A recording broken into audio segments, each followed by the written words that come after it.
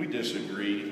We disagree fundamentally because the comparisons that are there, I think a lot of what's being compared is the job that a fire inspector does as opposed to a building inspector. Whereas a building inspector may go out and look at a foot and some concrete in the ground, for example. Fire inspections are much more complex. I mean, you're looking at complex sprinkler systems, complex fire alarm systems. They're very complex inspections that people just have no idea. And then, you're thinking in terms of fire safety. So you're thinking in terms of the things that will keep the building from catching on fire. So we don't agree. The point that was brought out as far as what being able to cut those inspectors and put the load on the other inspectors is those 3 inspectors, that's all they do. They do nothing but fire inspections.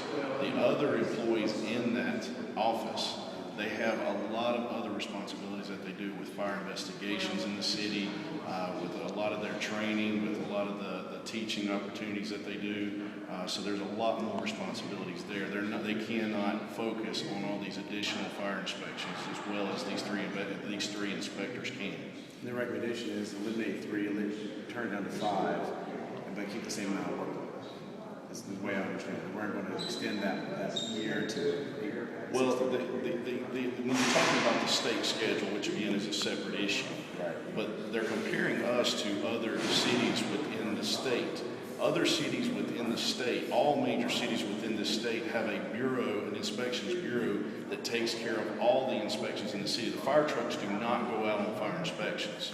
We are one of the only cities that does that. So whereas most cities are increasing the amount of people they have within the bureau, we're going the opposite direction and taking the inspectors away and trying to distribute that load, that inspection, and that workload amongst the remaining ones that are there.